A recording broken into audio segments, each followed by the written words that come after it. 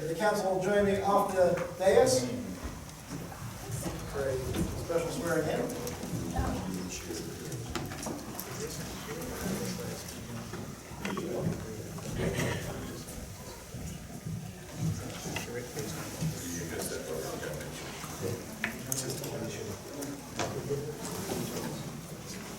So before we have our swearing in, council, I'd like to make a motion to appoint Patty White as our municipal court administrator. Second. All in favor? Aye. All right, very good. Are you ready to come up?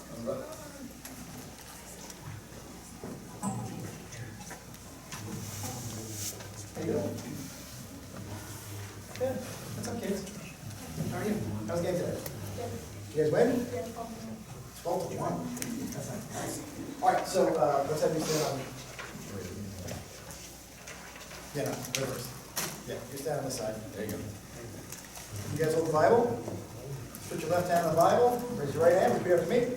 I, Patricia White, I, Patricia White, do solemnly swear solemnly swear that I will support the Constitution that I will support the Constitution of the United States of the United States and the Constitution and the Constitution of the State of New Jersey, of the State of New Jersey, and I will bear true faith and allegiance and I will bear true faith and allegiance to the same to the same and to the governments established and to the governments established in the United States in the United States and in this state and in this state under the authority of the people, under the authority of the people, and I will faithfully, and I will faithfully, impartially, impartially, and justly perform and justly perform all the duties as all the duties as court administrator to the best of my ability. court administrator to the best of my ability. So help me God. So help me God. Congratulations.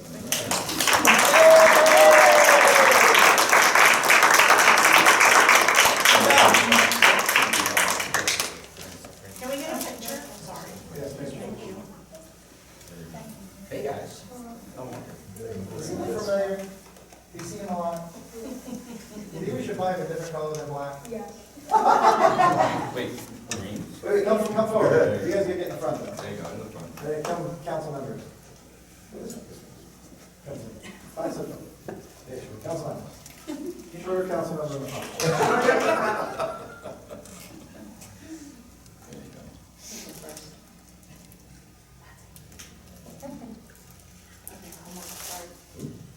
Can you turn this out? The same picture. Administrator. Court. Thank you. There you go. So wait, so everyone's clear, so when we get a ticket in town, we come to you and you take care of it, you eliminate it? You white out the ticket? Would you like to say a few words? Yes, okay, what would you like to I say? just want to thank the mayor and council for this opportunity.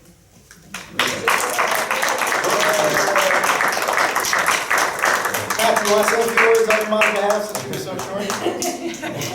Thank you. You're welcome. Oh, wait, you have to sign.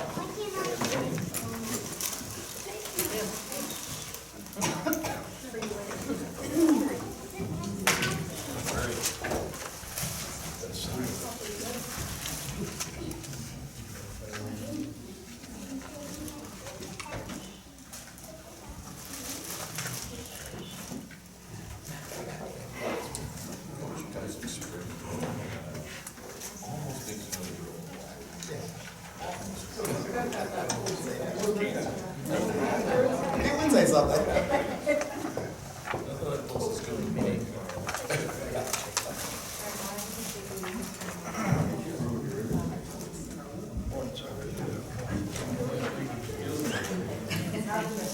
On the line.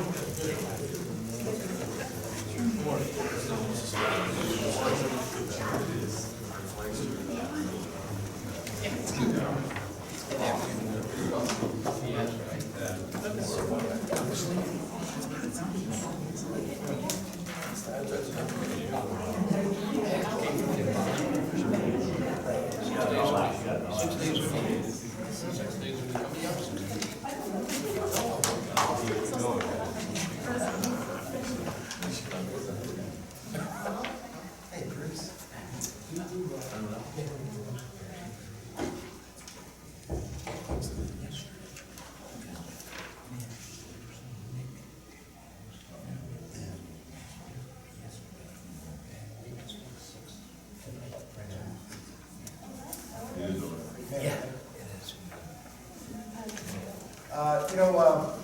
moment of silence, we usually remember someone who passed away, and Bruce just reminded me that Mary LaRusso, Anthony Russo's mom, passed away, I guess yesterday or the day before.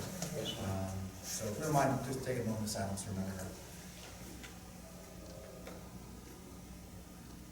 Thank you. Next are our proclamations. Our first proclamation is regarding Arbor Day. Well, can I do that because I'm involved with Arbor Day? Arbor Day 2017. Whereas in 1872, and you see it's kind of connected with the Borough of Belmar's date, if you look at that Borough of Belmar flag over there, we were established in 1872. J. Sterling Morton proposed to the Nebraska Board of Agriculture that a special day be set aside for the planting of trees. And whereas this holiday, called Arbor Day, was first observed with the planting of more than 1 million trees in Nebraska on that day. Whereas Arbor Day is now observed throughout the nation and the world. Whereas trees can reduce the erosion of our precious topsoil from the wind and water, cut heating and cooling costs, moderate the temperature, clean the air, produce life-giving oxygen, and provide habitat for wildlife. And whereas trees are a renewable resource, giving us paper, wood for our homes, fuel for our fires, and countless other wood products. And whereas trees in our town increase property values, enhance the economic vitality of business areas, and beautify our community. And whereas trees, whenever they are planted, are a source of joy and spiritual renewal.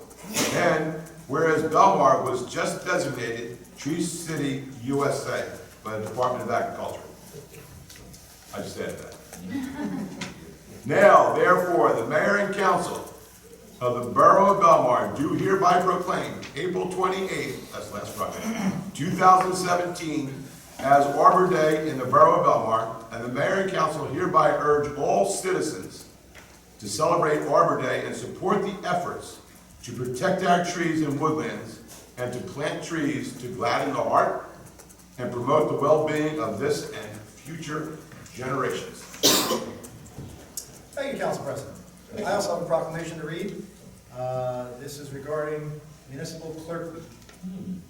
Whereas the office of Municipal Clerk, a time-honored and vital part of local government, exists throughout the world, and whereas the office of Municipal Clerk is the oldest among public servants, and whereas the office of the Municipal Clerk provides the professional link between the citizens, the local governing bodies, and agencies of government at other levels, and whereas municipal clerks have pledged to be ever mindful of their neutrality and impartiality, rendering equal service to all.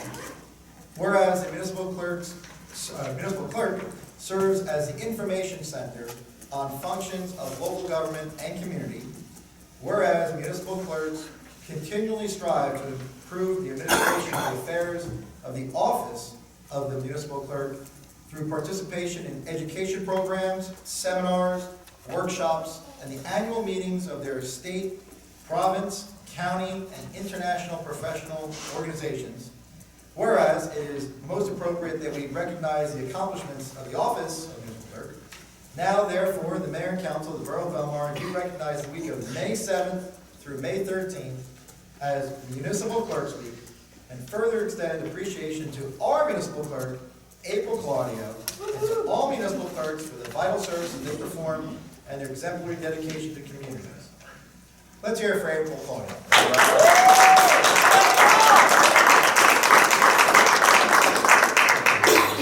And we're supposed to buy you lunch every day? Next are workshop discussions. First one is going to be Fire Marshal's update from our relatively new Fire Marshal Ryan. Ryan, just come up to the microphone. I think all the members of the council have met Ryan. Yes. Already, correct? He's got a pretty good name, a little short letter. Mayor, Council, thanks for having me tonight. The update is on April 11th, we conducted a life hazard inspection of the marina that had the Valentine's Day fire. On that inspection, we had 29 violations, maintenance code violations. Since then, there was a re-inspection conducted on May 11th, so 30 days afterwards. And out of the 29 violations, 23 were abated. The other 6 are to be completed within the next 2 to 3 weeks. That includes 2 permanent inspections that I've scheduled, as well as getting his operation plans. Since the incident, we've set shrink wrapping protocol with him that he's will be complying with. To include shrink wrapping not to be done in the racks, is to be done away from any other boats, no boats on top, and with 2 fire extinguishers in the vicinity. That's all part of his permit conditions, and he understands his conditions. You and I spoke about some of the concerns the residents had regarding the boats, the tips of the boats being either close to or on or over the property line. How's that been addressed and what's that going to look like going forward? On April 11th, I took measurements. He was 2 feet from the property line. At this point, his racks are moved back to 15 feet. Within our code, it gives us an allowance, as long as there's no immediate life hazard, to grant him access way. And our condition right now is the 15 feet rack mark and access for firefighters, emergency personnel, if there was an emergency, that they can access there.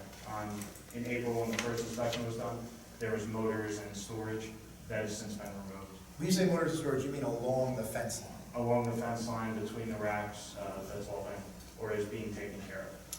And moving forward, that's going to be an area, again, between the racks and the fence line, that'll be empty. That is to be clear, yes.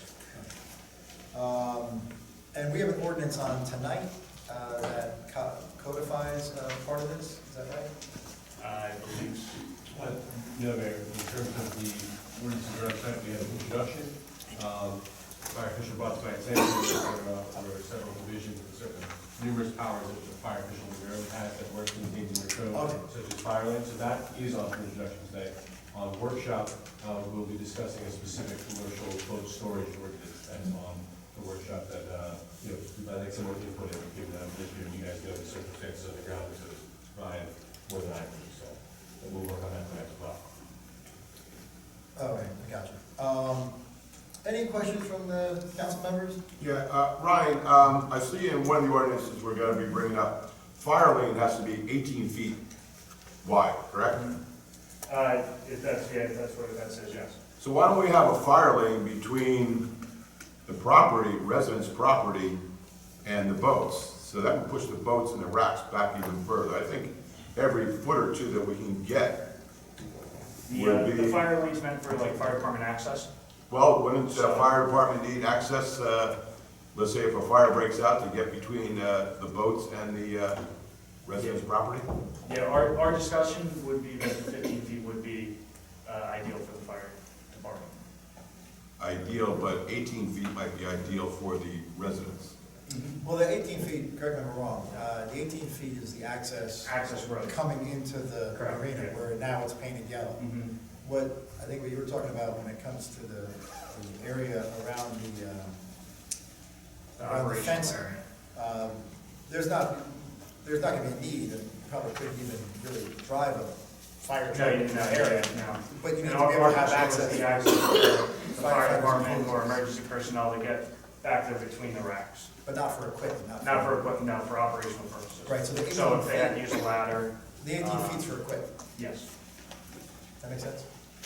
I would think being able to get a truck back there would be better than being able to get a ladder and a person back there, I think. Yeah. In that area, it's gonna be inaccessible. The fire truck couldn't make the turn from the driveway there. You know better than I was just thinking that if the further we can get those boats and the racks away from the property lines, the residents, the better. And being a little cynical, I bet you, is this person just following the rules now, and in 6 months, a year from now, they're gonna be squeezing them back closer and closer, or will you be going back and inspecting? That's why I'm able to do any complaint inspection, so if anybody has a complaint, they can always call my office, make a complaint. But that's why we're getting copies of his operational plans and his site plans, so he has to follow his operational plans. What kind of information is in the operational plan? Operational plans, so what I requested was his shrink wrapping protocol, so when he's gonna be doing the hot work near the boats, and also his summer storage plan and his winter storage plan. So including max occupancy boats, et cetera, transportation, and all that. Okay. And one other question, I had a chance to go and look at that property, shortly after your original inspection. And, he had cleaned up some of the stuff, but there was still construction debris, pieces of wood. Yes, that's in the process of being taken out. You know what it's doing? I do not know what he's done. I mean, I just wanna make sure that he's not taking one problem from one place and putting it somewhere else. Yeah, right now, I did see he is storing his motors on the adjacent to the parking lot across the street. They will be removed. So that's part of the 15 feet violations. Okay, so it was a 15 feet count on the lot across the street? Yeah, for any property. Okay. When do you do, normal inspections, or once a year on the property? It depends on the property location. The state has what's called life hazards and non-life hazards. So a normal mom and pop store would be a non-life hazard. They get done annually. Right. Life hazards, depending on the business like DJs, gets done quarterly. That's on something like the marina? Marinas once a year. Once a year. Once a year. So then you will be on top of all that, and it seems like he's. Yeah, no, everything he, he wanted to do. I mean, I was on vacation. He probably told me 5 to 6 times after this inspection and was compliant. Well, that's good, we Yeah. cooperate with the property. That's a good question. So in your experience working with the property owner since the fire on Valentine's Day, would you say that he was cooperative, has been cooperative? He has been very cooperative with me, and I was actually very surprised how much got done that quickly. What's there now that would have mitigated against, or would have helped suppress some of the fire that occurred on Valentine's Day? As we said, the permit conditions, so him not being able to, the marina not being able to do the shrink wrapping and the wraps. What about fire extinguishers? Fire extinguishers too. He did get, I believe there's 15 to 20 more on property now. Because there weren't any of them, thank you. I was not here for them, so I can't comment on that. Any comments, questions for? How about our own marina? Have you checked? No, I have not inspected them yet. They are on our to-do list. Okay. I want to thank the fire marshal for his diligence. This is a problem I'm happy to see being addressed. I really appreciate the work you're doing. Yeah, thank you. And I think this is the first time we've had a fire marshal come speak to the council. Absolutely. Right? It's happening, yeah. So thank you very much. Like I said, any complaints that you guys have or get, always forward to my office, and same with the public. If you guys have any complaints, just forward it to my office. And we'll get to them quickly. We just got another inspector on board, so. Well, don't go anywhere, because we're going to talk about the marina boat storage ordinance. So Greg, I have it down. Do you want to talk about this, or do you want? I mean, basically, I think the idea is to take what Ryan's talking about and put it into an ordinance, because, and you know land use far better than me, but currently the marina is pre-existing non-conforming to whatever he's doing. Whereas once he pulls the boats back and we put an ordinance into effect, then he can no longer bring them back to within 2 feet of the property line. That's correct, Sure. And then the other fire suppression stuff, we'll put that in the ordinance as well, so it's not just enforceable on a Yes, state I drew up level. a sample ordinance, as a matter of fact. So you already have in your general zoning regulations, under section 40-7.18, storage of boats and recreational vehicles. They principally relate to regulations for storing boats on, put RVs to the side, that's not really salient to the conversation. With respect to boats, you have strict restrictions on where people can store them on the residential property, obviously, as most towns do. You also have restrictions for the commercial business district and business commercial zones. But you do not have any for the marine commercial zones. So what I've added is a section C to your current general zoning regulations that addresses the MC1 and MC2 zones. And I can already tell you, if I would workshop this, I had put in 10 feet, so I will change it to 15 feet based on what Ryan just said. Well, I think it's the racks, it's the boats are 10 feet. Yes, it says all boats, or this requires all boats or parts, sections, pieces, or appurtenance of boats must be stored at least, I wrote 10 feet, what's called 15 feet from all property lines, except that no such setback should be applicable along any property line that is adjacent to a navigable waterway. So in case you have racks that come up out of the water, it's not really a fire hazard being over water, and I think that's what we're really trying to address. And then that also in the next section, it says, all racking or multi-level boat storage systems must be located at least 10 feet, shall be 15 feet in the introduced version, from all property lines except no such setback shall be applicable next to the water. It also requires all boats, sections, pieces of boats on any storage system to be securely affixed in accordance with the manufacturer's instructions.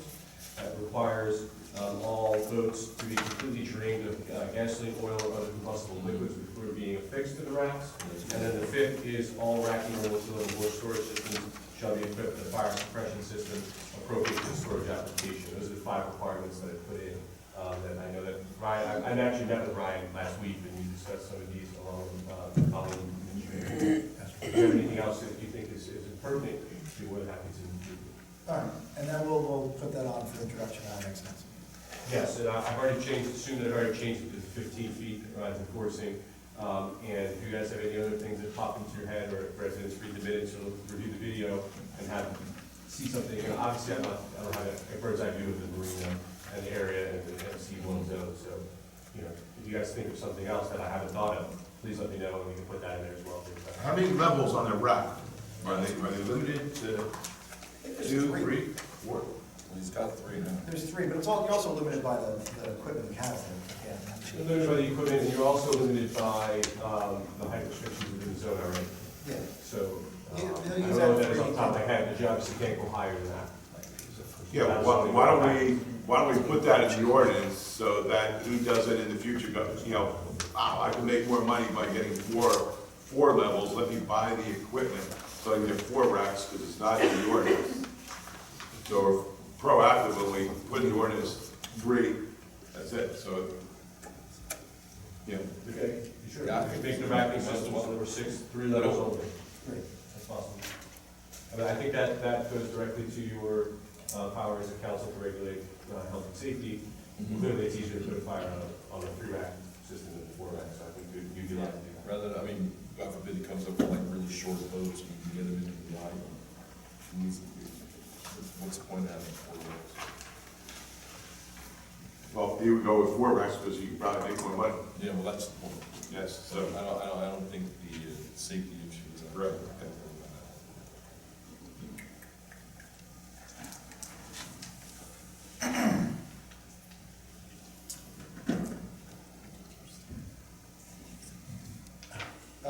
Anything else I missed, or, No, I think. so we'll look for, you'll put it together. Next direction, I'll put it on for the next meeting for introduction. Next is environmental commission update from Councilman Brennan. Thank you, Mr. Mayor. Environmental Commission's been really doing a lot of work, along with Janet McCone-Blackburn, who's a newly appointed member of the Environmental Commission. We're really working hard to find out what we need to do to renew our Sustainable New Jersey status, because once you have that, it makes you eligible for grant money that's, otherwise not eligible for, and there's lots of money there to be had once we have that status. It just makes it easier to get certain kinds of funding. Also, we're going to be appointing a new Environmental Commission member tonight, because we could use more people there. It's one of those things where it's the same people every month, and although everyone's trying to get a lot done, many hands make lighter work, and that's what we're kind of looking for now. Those meetings are the second Thursday of the month at the library, and they start at 6:30. I know there's some discrepancy about what's listed on our website. They start at 6:30. We've had people come in thinking they were starting later than that. Members of the public are welcome to attend these meetings.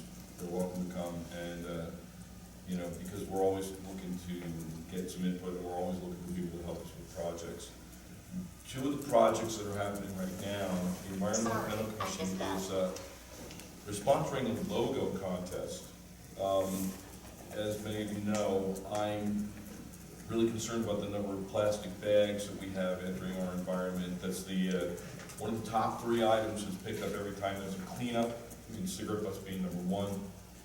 And we've been looking at different ways to try to reduce the amount of bags that are used here in Belmar. rather than try to regulate them through ordinance, what we're gonna try first is, we're gonna try to educate people and get them to basically voluntarily stop using those bags. So what we're gonna do is we're gonna have a contest to design a logo. The Environmental Commission has come up with the slogan, "I'm the solution to plastic pollution." The contest will be open to students grades 4 through 12, so that's 4th grade up through high school, and not just Belmar students, because we want to make sure that we're educating the community all around the shore. The winner will be picked by Friday right before Memorial Day weekend, and then we're going to have an announcement and a ceremony for all the participants the following week at Taylor Pavilion on Thursday, June 1st. Once we have a winner selected for the logo contest, we're going to put that logo on reusable bags. We're deciding, which there's several options to have, you know, depending on durability and cost, but the bags will be given out for free. We're going to encourage people to have those bags and to use them again and again and again. And along with that, we're going to make decals with the logo on, and we're going to approach the merchants in town. It's an opt-in program.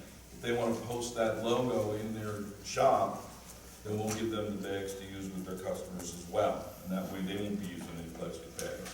At the same time, we're going to start putting together a way for people in town. I mean, many people know that you can recycle your plastic grocery bags, and that's the main source of the bags, in my opinion, is from supermarkets. But several of the supermarkets in the area have recycling on site. You can bring those bags back and put them in their bin. I'd like us to put our own recycling receptacle at our recycling center. It just makes sense. So we're working on doing that. The other project we're working on with the Environmental Commission is working to rebuild our dunes down at the boardwalk. As many of you have heard, when I was working on the boardwalk before Sandy and after, one of the things I saw was how the vegetation that was on the east side of the boardwalk built the sand up in certain parts of the boardwalk. Some places there was no dune, where there was no vegetation. Other places there was sand piled up with plants growing. So a lot of dune grass in some places, other kinds of plants. You could see the difference after the storm because the places that had dunes, the boardwalk didn't end up all the way across the street in the houses' yards on the other side of Ocean Avenue. The boardwalk didn't travel that far. In some places, it wasn't moved that much at all. We need to find a way to recreate those dunes, and the best way to do that is to encourage them naturally with vegetation. It's actually kind of happening on its own right now, but that's just weeds that grow in the grass. Since we installed the skirt on the west side of the boardwalk and the wind doesn't blow through as much, it's really encouraged the growth of plant life, but again, it's mostly just weeds. And if we don't do anything, that's what we're gonna get. We're gonna get weeds in dunes and it's gonna grow up. We've worked with the DEP and actually members of the National Park Service to develop a list of salt-resistant beach, native mid-Atlantic, New Jersey coast beach plants that grow with, well, hopefully minimal maintenance. The idea being we plant them and then we don't have to worry about them. If we plant them down at grade where the sand is right now, over time, that vegetation is going to grow up and the sand is going to pile up around it. The roots of the plants are going to get deeper, the dune's going to get higher, and it's going to be a much more permanent, much sturdier dune, you know, rather than, I mean, not to fault any other municipalities' efforts, but, you know, throwing old Christmas trees in and pushing sand on top of them. I mean, yeah, you can make a dune that way, but that's not going to hold up over time. What you want is something that's actually part of the ecosystem on the beach. So we're planning a pilot project in one small section on the beach. We've pretty much missed our window at this point because it took a long time to really find, part of the problem is, look, it's hard to find a grower who has some of these plants. They're not that common in the retail or the wholesale nursery market. But we found one nursery that has, and we actually found 2 nurseries that have 5 of our 13 plants that we're looking for. We're going to work with them to get those, get some decent prices on them, and also to see if they'd be willing to propagate some of these other plants that aren't that common. The idea being that they might be interested if they know that once we have this pilot working and we know that we're going to use these plants, we're talking about at least a mile of needing these plants. So I would think the economic incentive for a grower would be there, and hopefully that'll work out. Those are some of the big projects in the Environmental Commission's working on. I'm really excited to see how that happens, and I'm really excited to see what the logo's going to look like, because you never know. You never know. And that's it for me. Thank you. Any questions for Councilman Brennan on the Environmental Commission? Nope. All right, thank you. Next, approval of the, oh no, sorry, petitions. Any petitions for the mayor and council? See any? Next, approval of the minutes. Okay, I move that the minutes of the regular meeting held on April 4th, 2017 be approved as recorded and that a copy thereof be posted on the borough's website. Second. Councilman Brennan? Aye. Councilwoman Nicholas? Yes. Mayor Downey? Yes. Councilman Osmer? Yes. Councilman Rivers? Yes. Next are reports of the council. Council President McGovern, would you like to kick us off with reports? Yes, I would like to kick you off, yes. I'm going to talk about the Arbor Day program. We had 2 very successful Arbor Day programs. When I say we, the Belmar Shade Tree Commission, myself, Jack Rosehandler, Rose DeGania, and Sal Cercelli, we went to the 4th grade classes of both Belmar Elementary and St. Rose Grammar School. About 100 students all told. At the school, we planted a Rutgers-developed tree called the Scarlet Dogwood and another Scarlet Dogwood at the library for the St. Rose students. It was very successful. The kids really knew a lot about trees and how they affect their environment. They're really on top of things, so that's really good to know. When we got to the library, the library staff was very accommodating. They offered the students cookies and drinks. Sal Cercelli was there with the front end loader, and he let the kids drive that around the grass. I just said that for the camera, so when Mike tomorrow and John McGuire see that, they'll drop real quick. No, but the kids had a very good program. I appreciate the police. They escorted St. Rose students down to 10th Avenue and back. The new 4th grade teacher at St. Rose was she came from another town. She was really impressed that St. Rose, that Belmar would send a policeman into the classroom, walk the students down, come back with us. So she was her first year with our Arbor Day program, she was impressed. I went to the retirement dinner for a longtime friend, Joe Nealon. He worked for Belmar for 32 years, but he was also a longtime assistant with me in the recreation department. I remember my first year as the basketball recreation director. Joe was my assistant, and the first week I would call his house, his mother would answer, and finally she said, "Brian, does Joe know he's supposed to be there at 6 o'clock?" I said, "Yes." "You don't need to call." And for the next 20 plus years, 10 minutes before game time, that door would always open, Joe was always there. As reliable as you could get. It was, and I can't say enough about how good a job he did. Taylor Pavilion was open.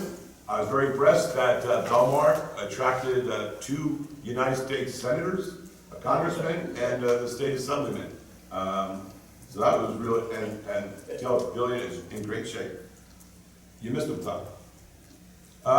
For the 14th year, I went out to Silver Lake Island this past month to oil the eggs.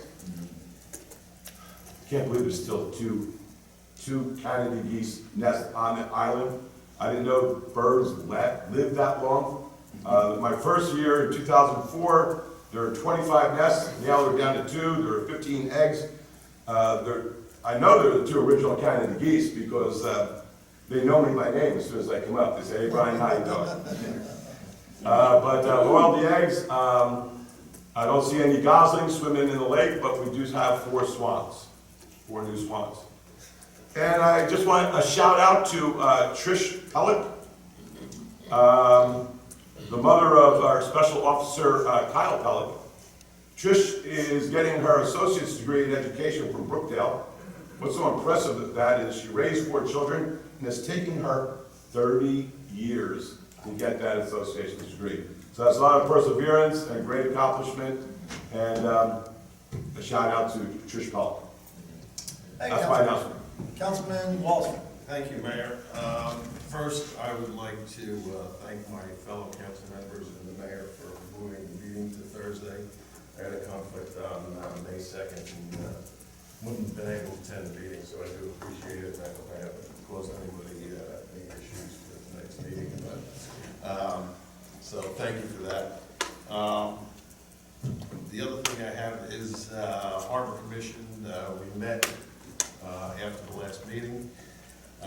Mike Campbell and Colin have worked out the problems that we had with the sailing program. They're putting in portable docks. Mike Campbell has approved building them, and that'll straighten the problem we had down there. So the sailing program will be up and running this year. And Ed is helping us redesign the website so we can promote the marina a little bit better, and we're working on that. And that's all I have, Mayor. Thank you. Councilman Brown, you have anything, or? You know, I've already talked a lot, but I did want to add one more thing. I wanted to thank our 2 U.S. senators and Congressman Malone. After the opening ceremony for Taylor Pavilion, they held a press conference in which they voiced their opposition to the proposal in Washington to open up the Atlantic coast for oil exploration and possible drilling. And one of the things, I mean, it just ties in with the plastic bags. I mean, that's where plastic comes from. Maybe if we can reduce our use of plastic bags just this much, it would do something to offset any urge on any oil company's part to try to drill in the Atlantic. I mean, I don't think I have to really convince anybody here how important it is. I mean, Belmar and a lot of other shore towns would not exist if they didn't have a beach. Belmar is here because we have a beach. And to run the risk of anything happening to that beach, even if it's only like a 5% risk, I mean, if something like that happened, it would be devastating. It would be absolutely devastating. I can't even imagine what would happen to our town if something happened and that kind of stuff ended up on our beaches. You know, a lot of you know that I have family in New Orleans, so we are able to follow some of the news that we don't necessarily hear up here in our general media, and they're still a mess from Deepwater Horizon. The fishermen catch fish that you can't eat because they're contaminated. There's still tar balls, and the other kind of things washing up on the beach. It just doesn't get heard up here, but it's definitely still happening down there, and it's not going to stop. God forbid anything like that ever happened here. So I commend our senators and our Congressman Malone for saying what they said. Thank you. That's it for me. Thank you. Councilwoman Nicolay. Yes, it is May.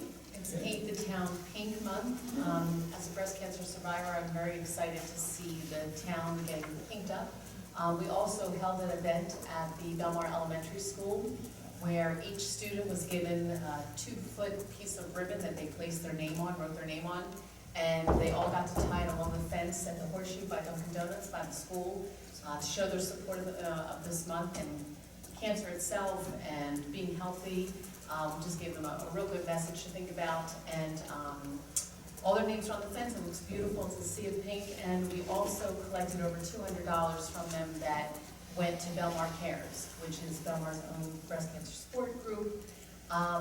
We had an event last night in the pink. I don't know if anybody attended, but it was a great event where we gave free pink manicures, and we also had Dr. Denise Johnson Miller speak. She's the ocular surgeon at Jersey Shore University Medical Center, and she gave a great speech on the do's and don'ts and mammograms and just health in general. And it was followed up by a chiropractor, Dr. Gupta, who was great. It was her first year that she spoke to us. She talked about vitamins and everything you put in your body is either good for your body or bad for your body. Just went on and on and on. It was incredibly informative and very enjoyable, so that was nice. We also collected some money there for Belmar Cares, so thank you for everybody that made the donations. May 15th, Belmar Cares as well. 6:30, the Atlantic Wind Ensemble is going to be playing. And I hope you would all attend. It will be at Taylor Pavilion, so it'll be really nice. It's a free event. And again, 6:30, May 15th. May 20th, the PTO, Belmar Elementary PTO, is having their gift auction, Sweets and Treats, and that will be at Bar A at 1 p.m. So again, that's May 20th. I hope you can join us and support the school PTO. And this is the last week for the juried art show at the Belmar Arts Council. Please, if you can get over to see that, it's a great exhibit. And the next exhibit will be the youth workshop, the youth art show, which I want to thank the Shillelaghs again for supporting that and making a donation towards that event. And that will start, I think, the 12th, actually, of May. So if you have any children, I think it's grade 6 through 12 if they like to submit artwork. I believe it ends this week or Saturday, and then again the show starts the following week. So that is it. Thank you very much. Councilman Wright, is there a fundraiser for the school year coming up? Okay, well, for our band program over the elementary school, we're gonna have Sure Got Talent. Like that? Catchy. Yes, it's actually an idea that my daughter Ashleen came up with several years ago as a fundraiser. The merchants in town have always been very, very generous. We really tried to design a win-win, my wife, my daughter, and I. The merchants contribute small prizes. We're not putting a big bite on anybody, and they've been very generous over the years, as I said. The students audition, we give out several prizes. It's open to children kindergarten through 8th grade. So kindergartners are cute. They're very cute. Good thing. And and we're having a car wash on Saturday morning. Thank you for reminding me. Oh God. This Saturday. This Saturday morning, 9 a.m. to noon, at the 12th Avenue side of the Belmar Elementary School. Bring your dirty car, $5. That's going to be great. And you'll be doing the washing or just management? No, I'm just, I stand there with the megaphone and say, don't get hit by the car, kid. Get out of the way. Stop squirting your friend. Thank you. No, it's a lot of fun. It's going to be a nice day. Thank you. Thank you.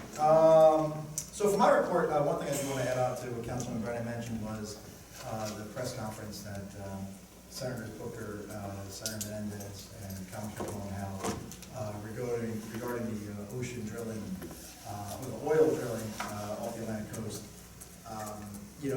We mentioned the beach, but it's also the clean water.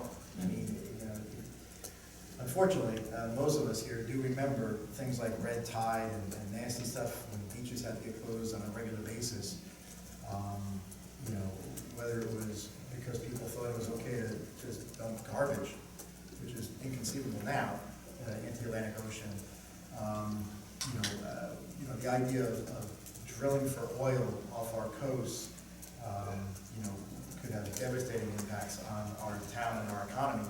And I would tell you, it's not just off New Jersey. So if they start drilling for oil off of Virginia, and there's an accident like Deepwater Horizon, it's not as if the oil's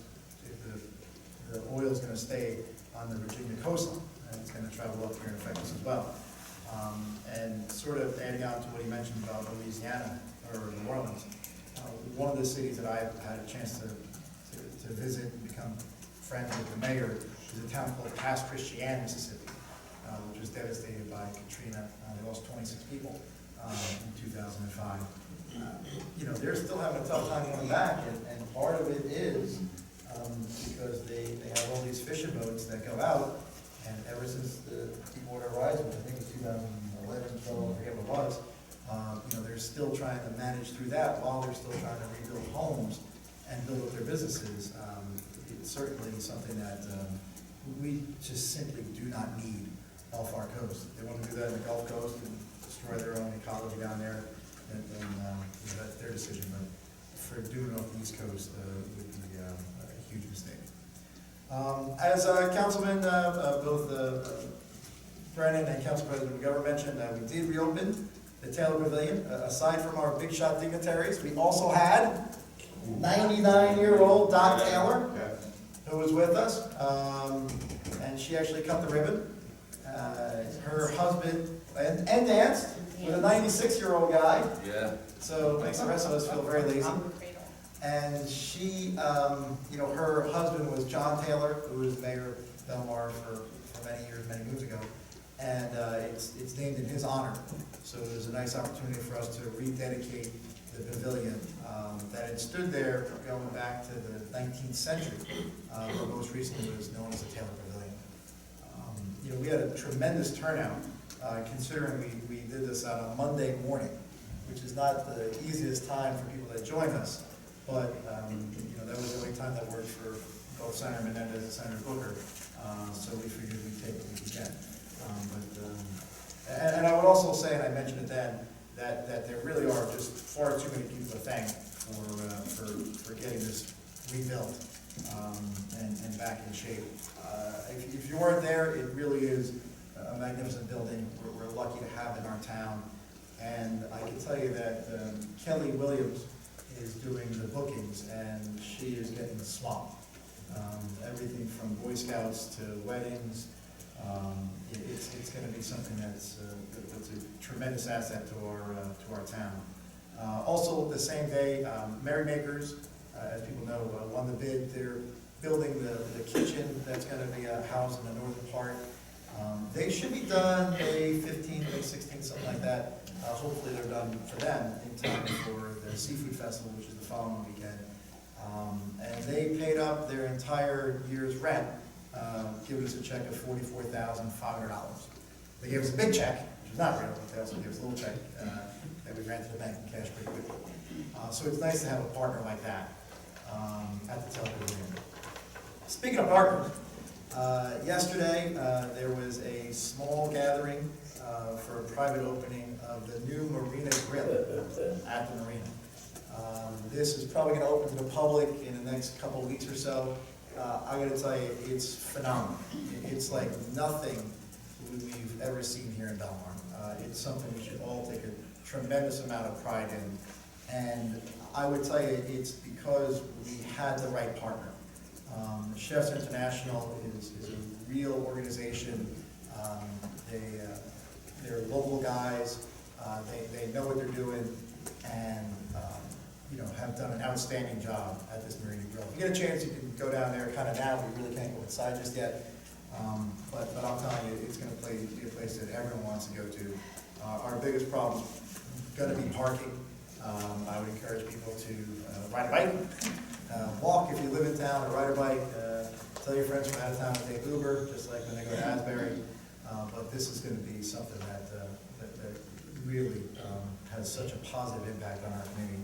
And again, it's a private-public partnership where we don't put a bank money. It's all, the money is all at risk by the private operator. But the day he gets his CO, which I think is probably coming soon, we, the residents of the borough of Belmar, own that building.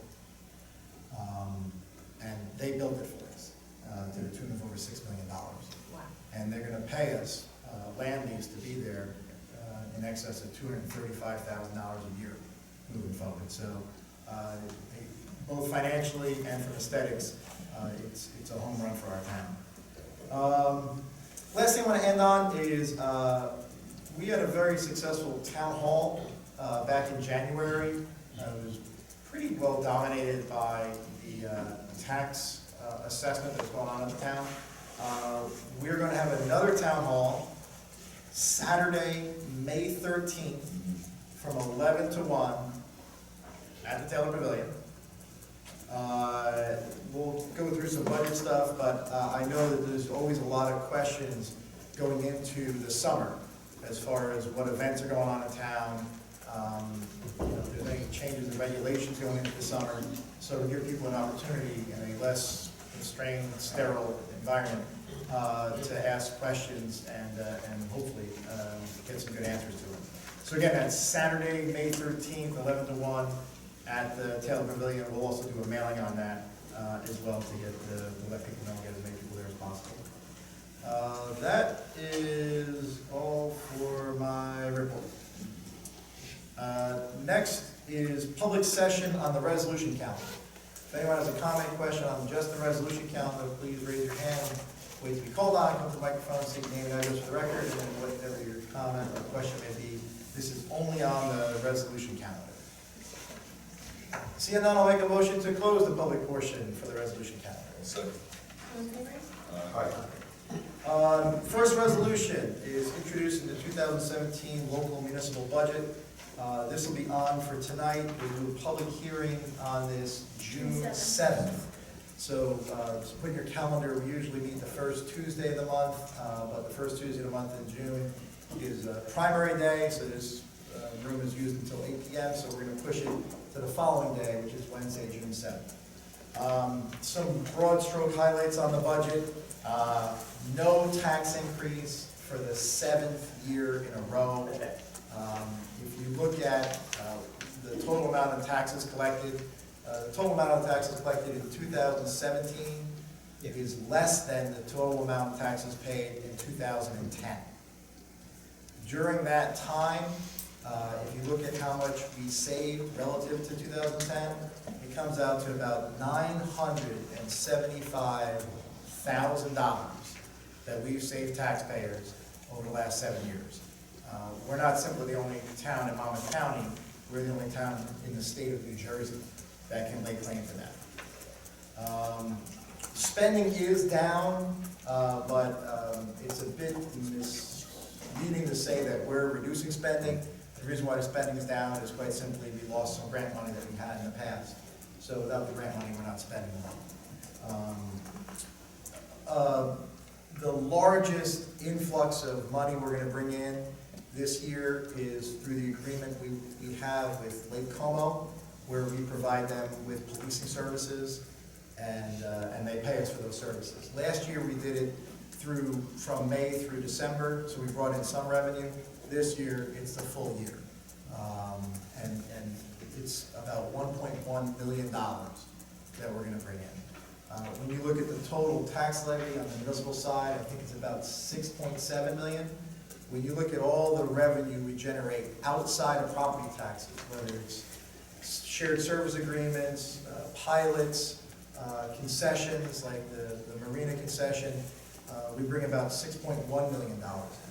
So that means we almost match the tax levy with reoccurring revenue outside of property taxes. Again, you're not going to find any state or any town in this state that comes close to that.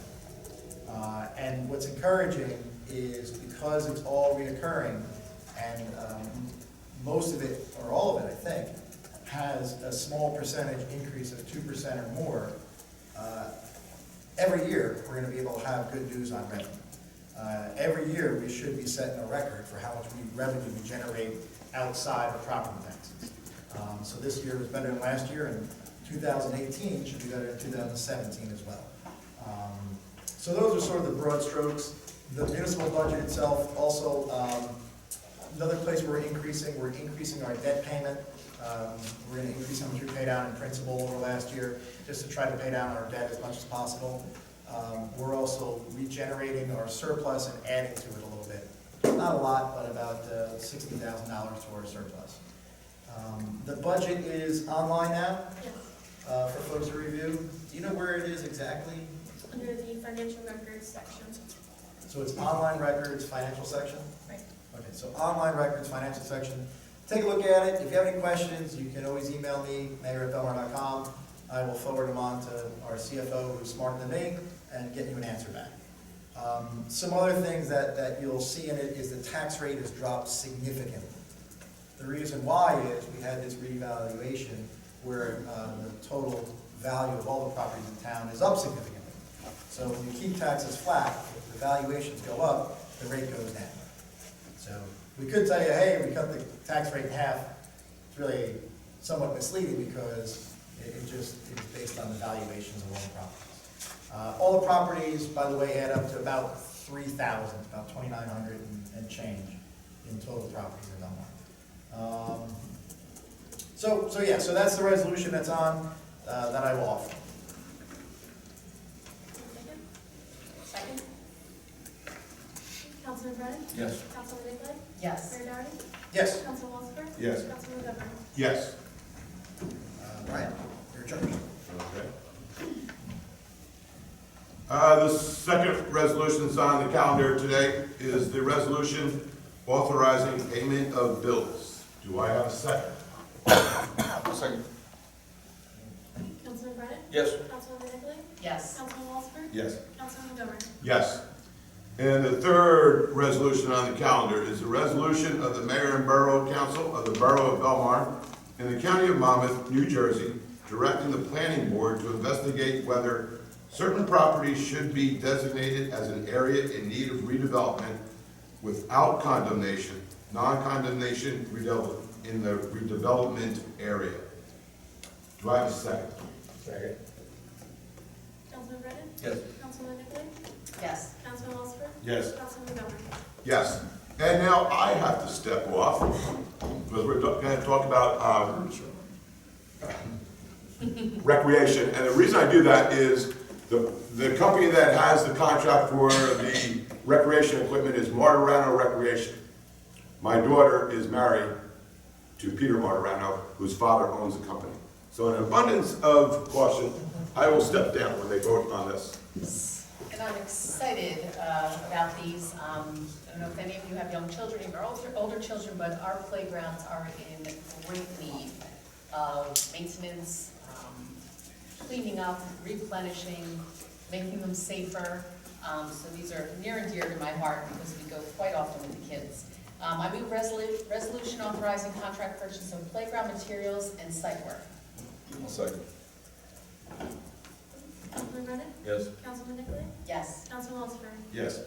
I move resolution authorizing contract purchase of playground service materials. I'll second.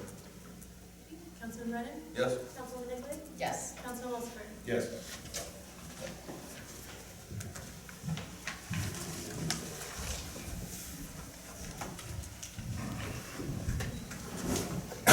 Next is the consent agenda. As Councilman Brennan mentioned, I believe there's an appointment on here for the Environmental Commission. Another thing you'll see on here is every year we pass a resolution that permits free beach access to active military, their families, and also first responders.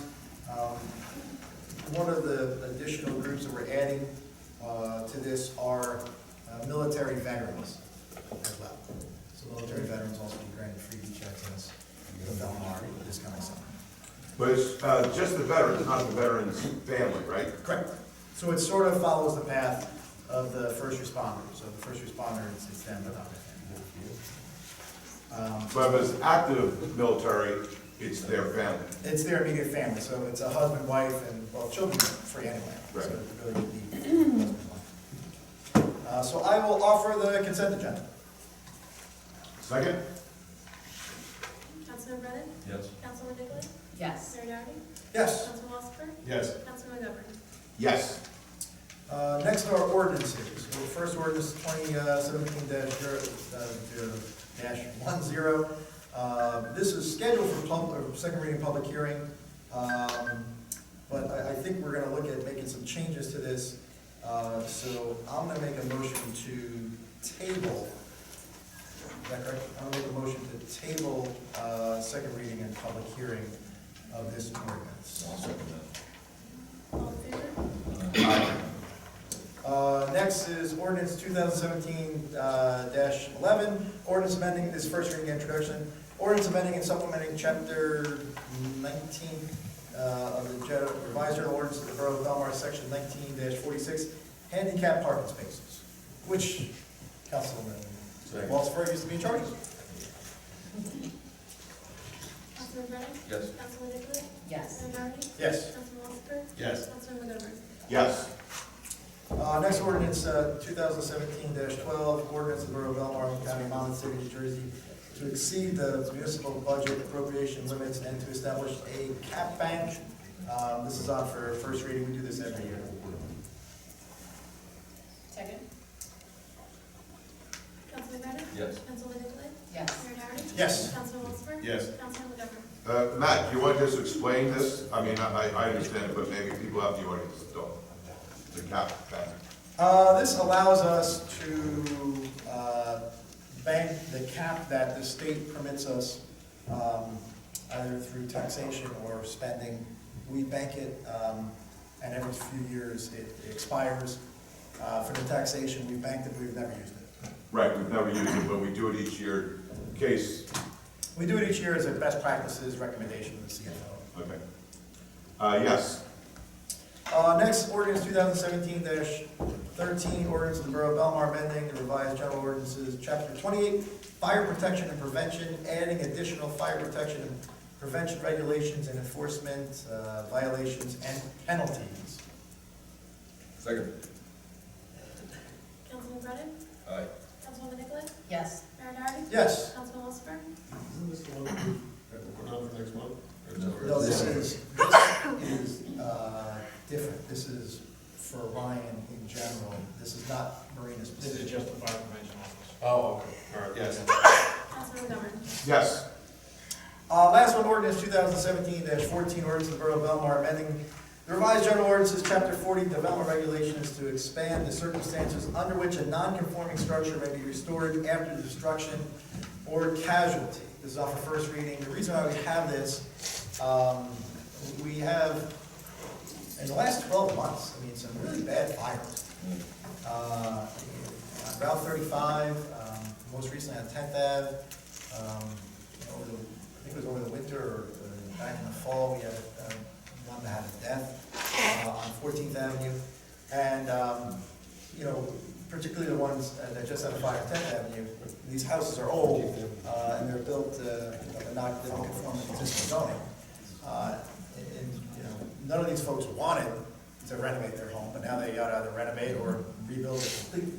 So instead of sending them to the zoning board to possibly get shot down, and also to have to go through the zoning board process to begin with, this sort of follows what we did after Sandy for families that had to rebuild that were non-conforming. So this allows them to rebuild what was there before, in this case, before the fire. It doesn't allow them to exacerbate the non-conformity. So, let's say the structure was 30 feet by, or 20 feet by 30 feet, and it was non-conforming to the lot size.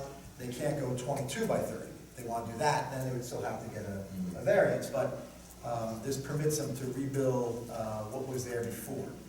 The other thing we found when we were looking through the ordinance, the one that's on the books now, is that you could only do it if it was more than 70% destroyed. Which, in other words, you were incentivized to tell the fire department to stop putting water on your house until more than 70% of it was destroyed. Not that anyone actually knew that, but it just seems kind of silly if it's 70%, 65, 50. If the thing is substantially destroyed, you should be allowed to rebuild, again, on the same footprint, same use. Another example would be if it was a two-family and it burnt down, right now all of Belmar is on a single family. That person would be able to rebuild that two-family even though they used rent from the second unit to help offset the mortgage for living there. This would allow them to do that, but again, they couldn't exacerbate it, they couldn't turn it from a two-family into a three-family. So that was a long-winded explanation, sorry. So I will offer for first reading ordinance 2017-14. Second? Councilman Brennan? I'm very happy to see it. This is an excellent, yes. Councilman And I Nicolay? just want to clarify that there were 2 deaths in that 13th Ave, which one is horrible, 2 is even worse. Yes. Mayor Doherty? Yes. Councilman Osmer? Yes. Councilman McGovern? Yes. Thank you. Next is public session. We're in public session. Brian, you want to run, you want to stay there? Thank you. So public session is very simple. Raise your hand when you get called on, come to the microphone. Talk about 5 minutes about whatever's on your mind.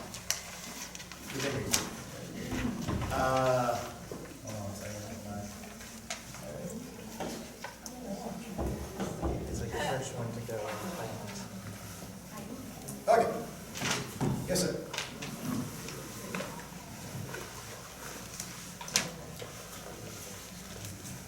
Hello, Mayor. I just, state your name and address for the record, sir. Yes, Eric Lenz, 109 16th Avenue, Belmar. That was superfluous. I've lived in Belmar, my family's been here since 1975 in the same house, and the mayor was very intimately familiar with my mom, and he gave her a lot of assistance in keeping her in place in the house, which we thank you for. This house has now passed to me and my wife. We are now the owners. We purchased it, and we'd like to stay here another 42 years, as my family has. I'm going to just read this little prepared statement, if you will. We lived through the bad old days of the 70s and the 80s. I'm sure you all remember the Wild West atmosphere. We live between Ocean and A, and for the most part, we've really enjoyed our beautiful town, but there's one important negative issue that we and our neighbors face, and several of my neighbors are here to join me in bringing this to your attention. There are a few rental properties on our block between Ocean and A, and I'd like to bring up 3 in particular. Number 1, 101, 103, and 107 and a half. We all live within spitting distance of these 3 houses. 101, 103, 107 now. You got it. Every summer, these are rented out to groups of relatively young folks, and let me start by saying we have nothing against the renters per se. They've been here as long as we have, and we recognize they have the right to be here and enjoy the town as long as they comply with rules and ordinances. However, every summer we face several unacceptable issues with these 3 houses in particular, and it severely impacts our quality of life. This is a short list of those we face. Loud music, screaming, obscenities all evening until the early hours of the morning, and sometimes continuing again, starting up the next day. We see a lot of arguments between the occupants of these houses and neighboring houses. They come home from the bar, they're a little loopy, and somebody on one porch says something to somebody passing by, and next thing you know, they're jawing at each other in the street at 12, 1 a.m., whatever it may be. Multiple guests arriving at the houses and sleeping there, such that it's not unusual, if you guys were to be there early in the morning on a Saturday, Sunday morning, to see 15 to 20 people roll out of some of these houses, going to get Dunkin' Donuts and some egg sandwiches. We see a lot of trash thrown out in the front yard. It's even worse in the backyards because you don't see it right off the bat. Code enforcement does come around and has made a point. Bob and Frank, I believe, have come around numerous times and looked into that, but it starts to pile up behind the houses before they make an appearance.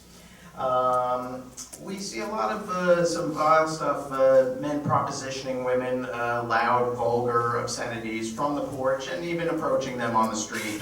It's a short distance from the porch to the sidewalk. So none of these are isolated events. They happen routinely all through the summer and every summer. And the impact on the rest of us is that we cannot sleep at night. My house is only about 7 feet from the number 107 and a half.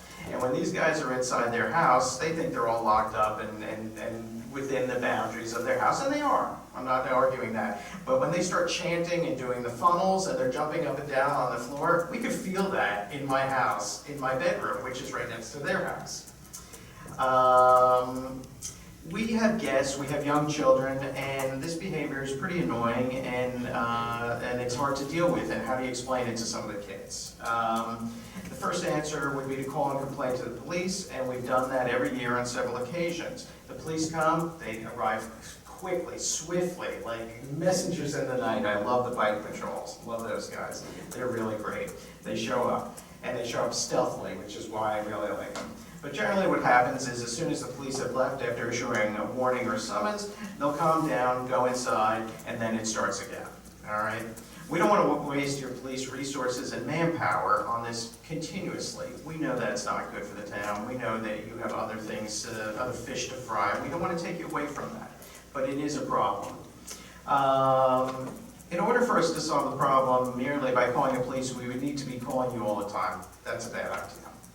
All three of these homes have been cited as Cat 1 animal houses over the past few years. And we also noticed that despite the multiple times the police have been called just last summer alone, two of these three houses, number 101 and number 103, are not currently listed on the Belmar website, which we find fairly puzzling. We're not sure why. 107 and a half, yes, has 3 summonses currently. We're not sure about the other 2 or why they've fallen off that last list. Excuse me. So, Mr. Mayor, members of the council, we're coming to you to ask for some guidance on how we can improve the quality of life for our residents of our block.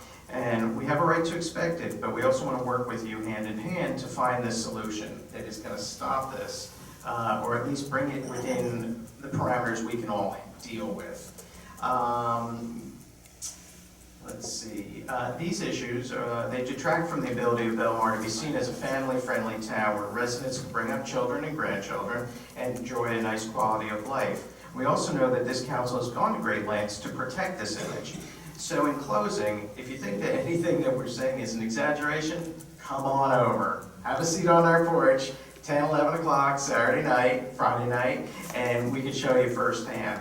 But I'm going to stop here, and I would like if you to answer any questions that you may have in regards to what I've just spoken to.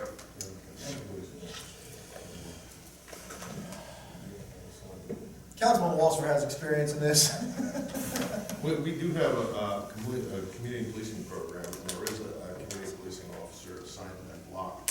Probably the best course of action would be to get a hold of him or call the police department to find out who that is and set up an appointment with him, and he might be able to help you pinpoint some of the problems that are right there, or have directed patrols on the weekends right in that area, so. We're under the impression from reading your town ordinance that there was a program and is, according to the ordinance, is still in place about a police officer, uniformed officer being placed there by either local PD or sheriff's department. Now, I've heard a couple of different reasons why that is not being done and why that can't be done. Can we find out definitively why that cannot be done? Well, that's sort of up to the discretion of the chief of police. Well, usually when they were, usually that happened when they were cited for an animal house violation in that year. We get different tenants every year. Right. So if they were cited in that year, that's when you would see them starting like in July and August, because they had 3 violations and they become an animal house issue in that year. And then the landlord would have to pay for those extra officers. Right, I don't see in the ordinance where it says that year. I thought it read that if they had been designated an animal house, that they would have to have the uniformed officer, whether it be Belmar PD or Sheriff's Department, sit out front. Now, we can kill 3 birds with 1 stone here. We have 3 houses. I would tell you probably the best thing would be to follow what Councilor Walser said, but also we can have the chief of police reach out to you, and who's really the authority on this. I will tell you, one of the ordinances we passed last year permitted the town to withhold CO. And unfortunately, there were 3 properties this year that we've done that for. First time ever. Basically, they were so bad for so long. None of on our list. No, these 2 properties did not qualify They did under not. that ordinance. But there were 3 of them, and the people who rent them obviously aren't happy, and the realtors aren't happy. But you know, at some point, you know, one of our challenges is balancing the needs of the residents and the needs. You know, people have a right to rent out their home. Absolutely, we're not suggesting otherwise. I understand that. What I'm saying is we do have a mechanism in place, finally, and we're enforcing it. And again, we probably have over 350 rentals, I think we have, right? Less than that? But only 3 is not, you know, it's The mechanisms in place you are gotta wait fail. until Excuse me. it's not a bad number. It'd be better to have 0 and have everyone work and comply. But you know, I would tell you the best course of action would be to talk to the chief of police. Okay. I'm sure that they're already, if half of what you're saying is true, if 1/8 of it, I'm sure they're already familiar with all 3 homes. They are. All right, thank you. And We also would like to know what is the status of 111 16th Avenue, which is was the scene of a fire, and the house was torn down. There's one more property on there that is currently boarded up.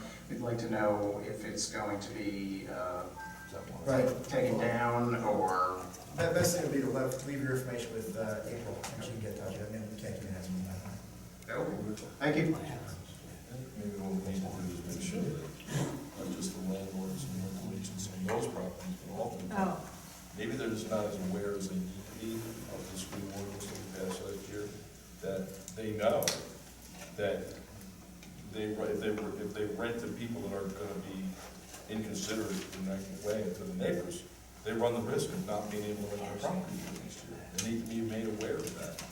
I mean, they're the ones, maybe the landlords and the realtors will sort of self-police, so that'll ensure the behavior of the residents. Right.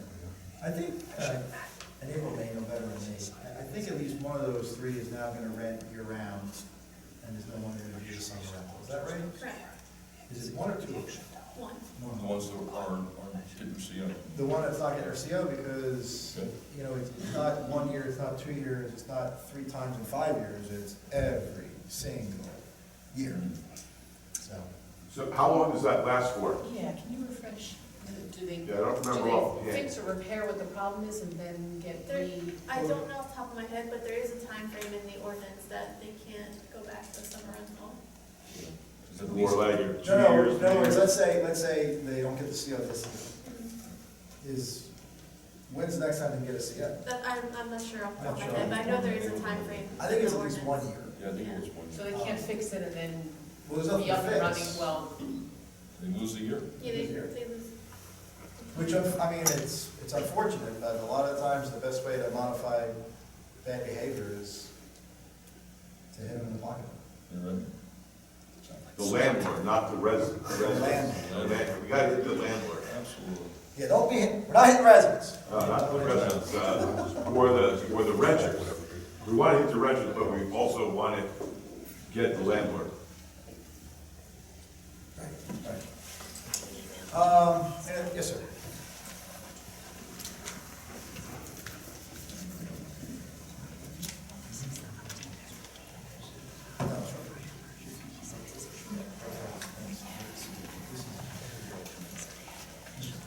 David Sheffield, 2 C Street. Just a quick question. Is the user-friendly version of the budget going to be online soon? What's the user-friendly? Well, you have them for 2016, you have the budget, user-friendly, which is like more simplified. Is that going to be available online? Yeah. That'll be up soon?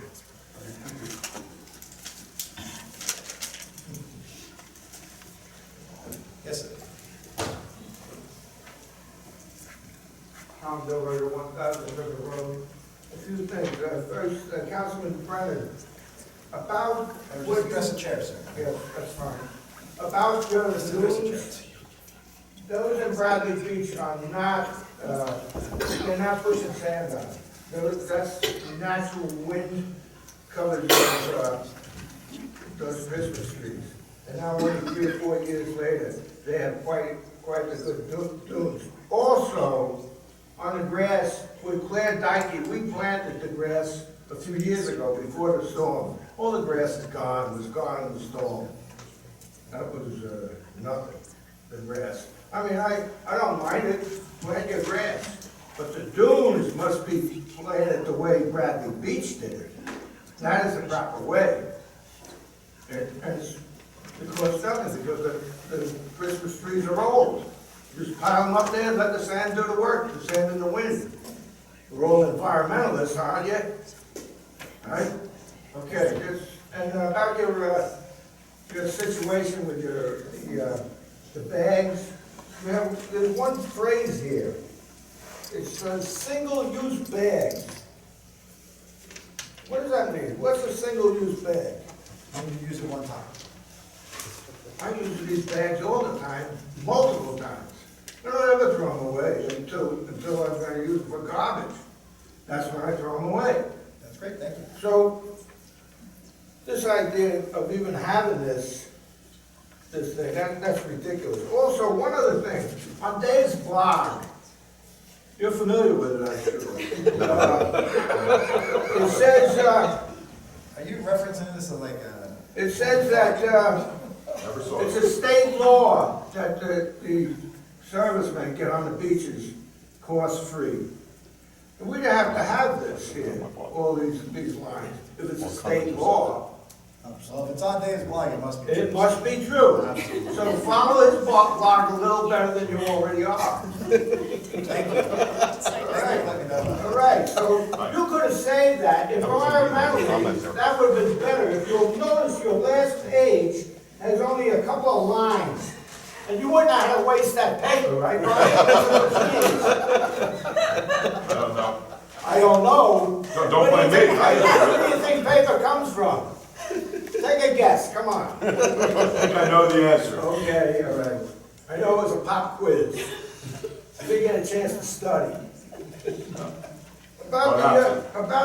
Also, Brian, about the trees that you planted, that you had planted, Yes, one at the school, one at the library? correct. All right, I have a question. Who dug the holes? The Department of Public Works. Okay. What exactly did the children do when they got there? We brought in topsoil with shovels, and they all went in there and took a shovel full of topsoil and put it in the hole where the tree was planted. Who put the tree in? Come on, Tom, Well, but they're the fourth grade kids, they're 9 years old. So They're what? not gonna be able to do it. The tree probably weighs about 500 pounds. Give the kids Well, a break. how many kids will it take? Take 4 or 5 kids, 500 pounds ain't nothing, fella. For a 9-year-old, For a 9-year-old, 5 9-year-olds can do it. you're way out Trust of line. me. You're way Trust out of line. me. Oh, sit down. Just because you're a Marine, a 9-year-old cannot Don't move tell the me tree. what a 9-year-old can do or not do. You don't know. You don't know either. You just shoot your mouth I just off. saw, I've been teaching for 30 years. I know what a 9-year-old can do. You don't know. You couldn't teach us a fish to swim, fella. Can't teach you how to swim. Mr. Dilberger. Mr. Dilberger. I'm trying. I'm trying. You're not trying very hard. Why don't you sit down? Why don't you sit down? I am sitting down, boy. You gonna teach us something? Mr. Dilberger, All right, no, stop. let's get back to you. I'll let you Mr. Mayor. continue, but you can't insult members of the council. You insulted me, I didn't insult you. You started You it. didn't start it first. You started insulting 9-year-old kids. Oh, why not? They're on the planet, they can be insulted too. All right, Mr. Mayor, let's get to you. One more minute, yes, sir. You said, quote, Chef International, they know what they're doing. Well, that was never the question. The question is, do you know what you're doing? And that's always the question. And with me, the answer is a resounding no. You don't know what And you're we doing. are I going agree with that. we are going to see this summer just how much you didn't know what you were doing when you had that Chefs International do their thing. We will see. It will be quite a scene down there. Lastly, you just couldn't let it go about Taylor Pavilion, could you? We're You proud had of to it. go You had to go crazy and talk and talk and talk about it. You couldn't just let maybe one of you do it and let it go. We're all proud of it. Yeah.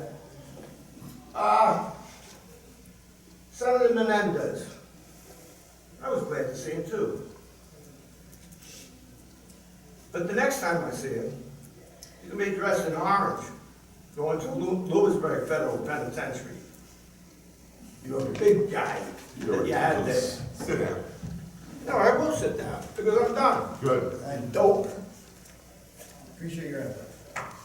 You don't like that, you know where I'll be in Jack's. Probably drinking too much. Not too much, enough, but not too much. Tom, please, thank you very much. If you don't like what I'm saying, come down there, fella. You can talk further. Tom, excuse me one second, Tom. Yes, sir. You're not gonna threaten people on the council. I'm not threatening him, I'm just telling him where I'll No, be. you did, so. I'll give the man satisfaction. He's an old man. I'm trying. That's right, fella, well, you'll have it easy. Tom. He won't stop, I won't stop. Well, We'll Tom, talk to him. if you wanna remain in this room, you're gonna stop talking. Okay. Thank you. Yes, sir. Mr. Mayor, members of the council, My name is Nozer Mata. My wife and I also live on 16th Avenue between Ocean and A. So I just want to briefly say I support everything that Eric just said, and we'd really like some resolution, and I appreciate all the feedback we got from you. But specifically, I want to address the 111 that very briefly mentioned. The reason why that is such a big issue for us is when the first house in front burned down in 2010, there's a second house in the back that's been sitting vacant, abandoned for the last 7 years. People have been going in and out of that, kids have been going in and out. We eventually had somebody come and board off the windows. There's still kids who go around the back, God knows what goes on there. It's a health hazard, it's a safety hazard. During the summer, people throw all kinds of trash in the yard and nobody picks it up. So I've tried speaking to code enforcement and to the town, and nobody seems to know who owns that house.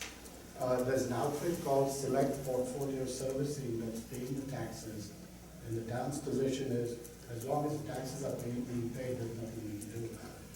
But I think there should be something done, because as I said, it's a serious hazard, both from health point of view and safety point of view. You mentioned a little while ago about the issue of houses that are not properly maintained and have been burned down.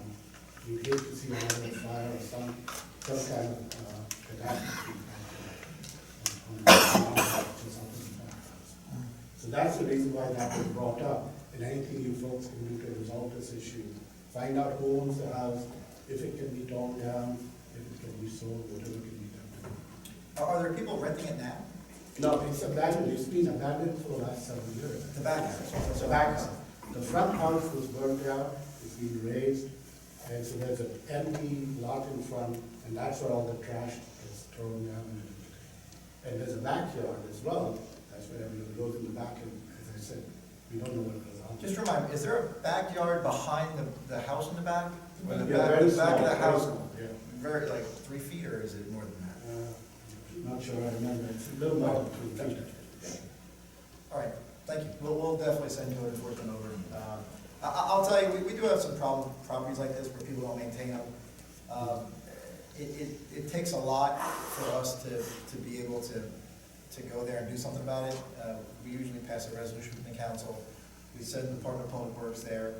We clean it up. We bill the person. They never pay us. We fine them. Sometimes they do pay the fines. And then we tack it on as a lien against the property for when it sells. We get repaid for the landscaping or clean up, whatever we did. We had to, take down bushes or mow the lawn, things like that. And I guess the same thing would go for cleaning up trash as well. But we can certainly give this property more attention. Okay, thank you. But just in general, if a property is lying abandoned for 6-7 years, is there any statute? No, I mean, Well, is there? the reason the taxes are so important is because it's one of the criteria for the property tax. When the taxes are being paid, it's prima facie evidence that it's not an end. Because the first thing people do when they probably stop paying the taxes. So that's why the tax issue is important, because if they aren't paying the taxes, then you can leave it and probably take other forms. Well, the taxes may be getting paid by a bank or something. That counts as well. It's not even a bank, it's some place called Select Portfolio Servicing, and they take over houses. They take distressed property. Distressed property, exactly. And I've tried calling them, nobody can give us the answers. Yeah, and again, for us to condemn a property, for us to tear it down, for us to I mean, there's First Amendment rules and regulations, I mean, 14th Amendment, you can't just take people's property. And again, as Greg said, as long as they're paying the property taxes, it puts us in a bind as far as, again, we can clean it, we can bill them for it, cool as that, but as far as taking it over, as far as condemning it, that's tough. In terms of structure being raised, it sounds like it's boarded up. There's vacant property requirements that it's boarded up, secure, can't be attractive nuisance. If the structure is unsound or falling over, leaning, sitting over the properties, then that's a different story. The construction official didn't deem it an unsafe structure, and then the town would take action to leave the property for demolition costs. We could But in terms of properties that are, like, for example, if someone has a boarded up house and they're mowing the lawn, they're paying the taxes, there are, raccoons jumping in and out of the windows into your yard, rats coming out, things of a public health hazard, the town is constrained by, as the mayor mentioned, the Fourth and Fourteenth Amendments. But as Mr. Brennan was just saying, if there are code violations. Right, we can look at that. The property maintenance code is look whatever property, whatever zones it, with fences. And our code enforcers, they're good with knowing when to make things court mandatory and, to try to encourage people as much as possible, just sell it and move on, or do something with it. But unfortunately, a lot of times it's people just sit on these properties and, there may be a family fight, or you never know. I mean, in your case, it may just be that they're looking to make as much money as possible, and maybe they're waiting for the market to come back, which may not happen for however many years. So, All right, okay, thank you. thank you. Yes, okay.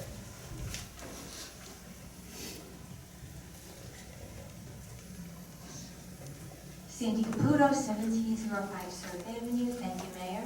It's going to be beach season very soon. And I want to talk about safety on the beach.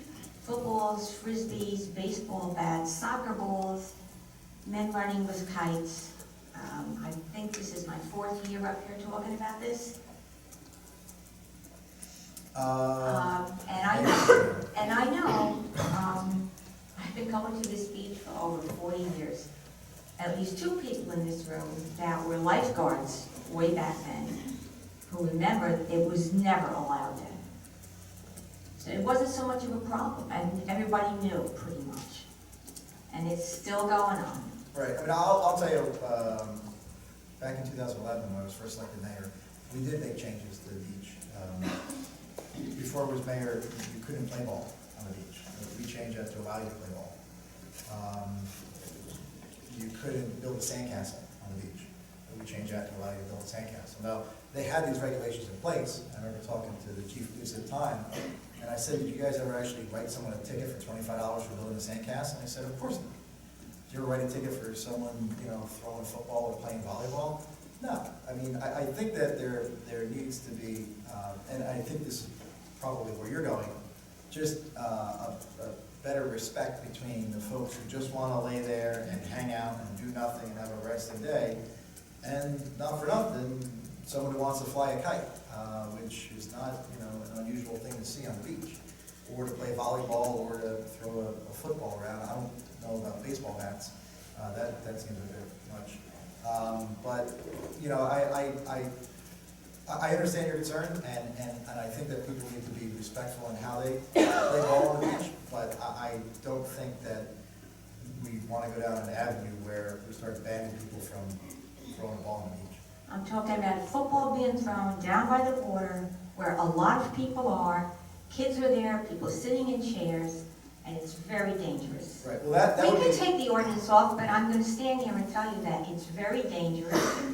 well, that would be the responsibility of the lifeguard. I mean, lifeguard, Ryan can tell you better than anyone up here. I mean, it's their job to ensure that the people who are going in and out of the water are safe. I mean, not only from drowning, but from other people on there. So if the lifeguard deems that, if there's 2 people trying to throw a football where the whole group of kids are going swimming, then yeah, they shouldn't be doing They that. don't. What's that? They don't. They don't throw the football like that? No, they do, and the lifeguards don't interfere. Well, we can talk with the lifeguards and the class 1 and class 2 specials that are down there. They should be enforcing that. That they absolutely can. At least where everybody is. Right? No, absolutely. But if you're closer to the boardwalk, Come to the beach, not over by the bridge. Come to the beach on a busy weekend, 8th, 10th, 14th, and that's what you're going to see.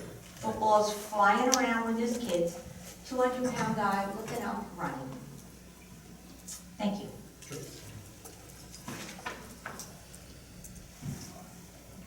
yes.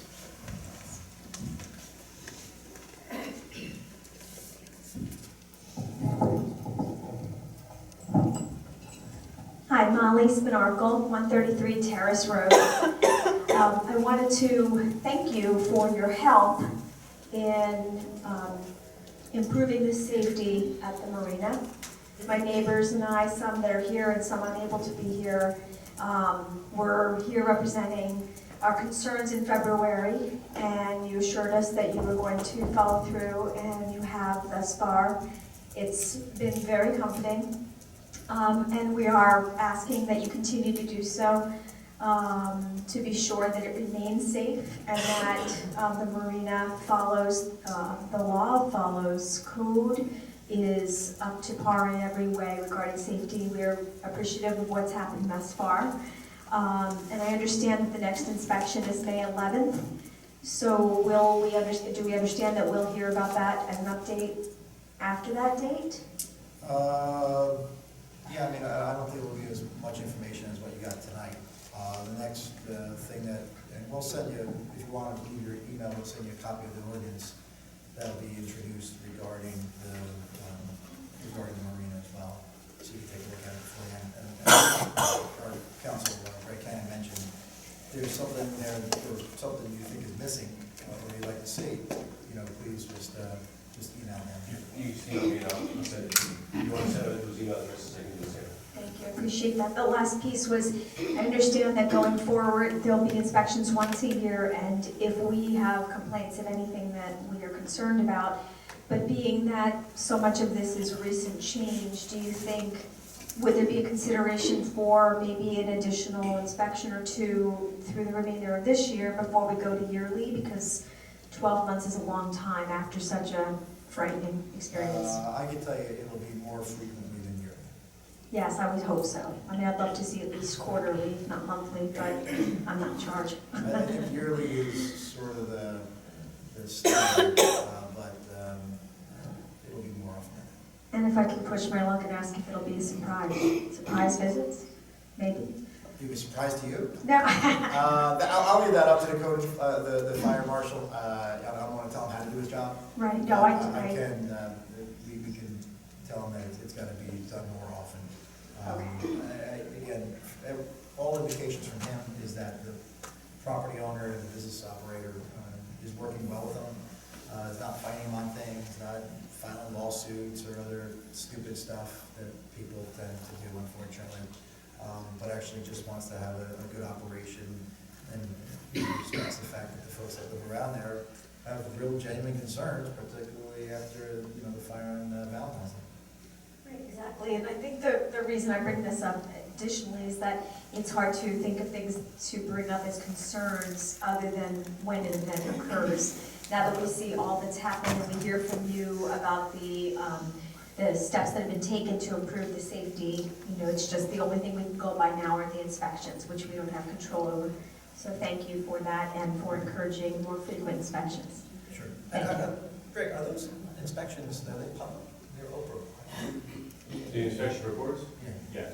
All right. So the inspection reports as well, are fully transparent. You can take a look at them. Where would I find those? You can simply send an email requesting them to, if you send it to me or the clerk. Send it to. The easiest, the over request is typically handled by the clerk. We treat it like an over request and get it to you. What's that? I've been sending them to people already. Yeah, she's already sent it to I have it all ready to go. Thank you. Thanks Just so don't much. bother her next week. She's like gonna be partying it. Yeah. Right. Thank you. Losing in the office. Just kidding.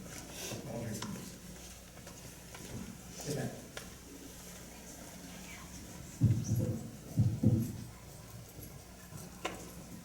Good evening. My name is Cindy Forsythe. I live at 201 8th Avenue. My question is about the concessions and the food trucks and stuff that are on the boardwalk once the summer's coming. The corner of 8th Avenue is very congested. We have the 7-Eleven is there, and you have that great little strip mall, which is wonderful. But then on the boardwalk, we have the ice cream truck, there's a food truck, there's a big lemonade truck. And then last year we had the beach badges, which I'm assuming will not be there because they're beginning to. I'm not not sure about where the beach badge will be located, but I can tell you that there will be no food trucks up on the beachfront. They were great, it's just that they were all there. Now, if you Right, went from well- 7th Avenue to First, there weren't any. Well, the reason why we put them there was, we had concessions at 8th Avenue before Sandy in the Right. pavilions. We didn't want to negatively impact people's livelihoods because of the storm, so, but we told everyone repeatedly that once the pavilions are done, the food trucks are gonna go away. So they had an opportunity to bid. I believe 10th Avenue Freeze Out was one of the winning bidders for 10th Avenue. There's no pavilion at 8th Avenue. And then Merrymakers won the bid for 5th Avenue. The other thing was, last year, there was a very large white event tent. There will not be any large white event tent either. This has been a great night.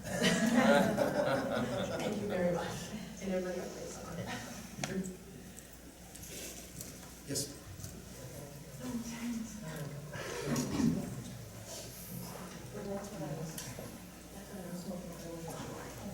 Janine Monsky, 13th Avenue. You answered one of my questions because I had a question about the music and the food carts, because last year it was very loud by my house and then it drove me crazy. So there will be no food trucks. Secondly, I wanted to ask about, there used to be garbage pickup pretty much every day, Thursday through Monday or so in the mornings after the Merriers would walk by in the evening and deposit their whatever they deposited. And there was like a T-shirt brigade. I noticed last year, not as often. Has any changes been made to that? Who was responsible for those people? Do you mean people that pick up the Trash, like the trash that people discard and don't put in the actual bin. litter, not Yeah, trash litter. like you put out in your garbage? Exactly. Yeah, our Department of Public Works staffs that. They clean up, I think, till about B Street, from Ocean Ave to B Street and the whole beachfront, the boardwalk, which there's not a whole lot on, but there is some on the sand. I just noticed it was a lot less frequently last year, and I would have to pick it up myself, so I just didn't know maybe. I'll find out. I don't think it was older. You know what happens sometimes, if it was a big beach deck, all their time would be taken up cleaning up the beach first. That's the priority, clean up the beach first. Then they come into the residence. Then they come into the residence. Well, So- one of my recommendations would be, like, when it's time to go home, you can start leaving the beach 4 or 5 o'clock, if you could like up the people that go by to ticket the people that leave their garbage behind, because it's just crazy.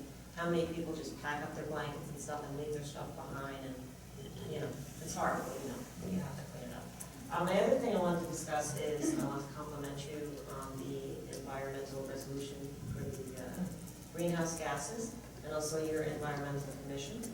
And I noticed that you have a goal to reduce greenhouse gases by 80% by 2050.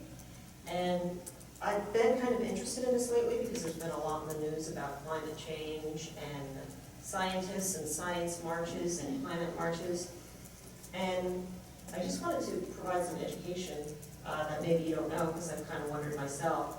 They argue that, climate change lends itself towards more intense storms, more tornadoes, more droughts, more rain, more strange weather, hot weather, cold weather, and people wonder, why? Why is that? If the planet is warming, then why aren't we just warm? Why do we get extremes? And I did some research on it, and I found a very concise article on what's going on. I thought I would share it with you. Basically, it's by a climate scientist, and the succinct explanation is both of the poles of our globe are heating up faster than the equator is, which changes the jet stream, lowering its speed and increasing its waviness. So for that, we get more occurrence of hurricanes. I've been here 8 years, and when I built my house, I said, don't worry, put that basement in. We haven't had a hurricane in 100 years, and we've had 3 since I've been here.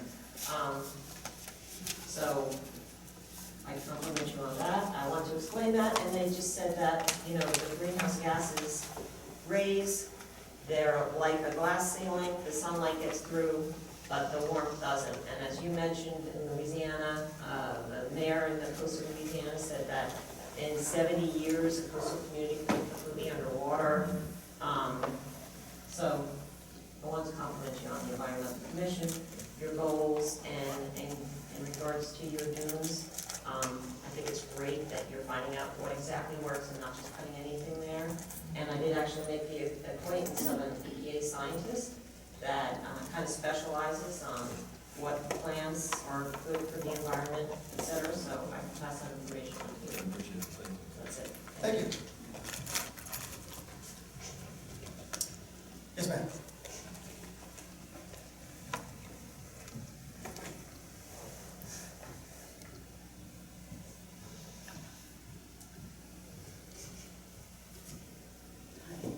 First of all, my voice isn't 100% there.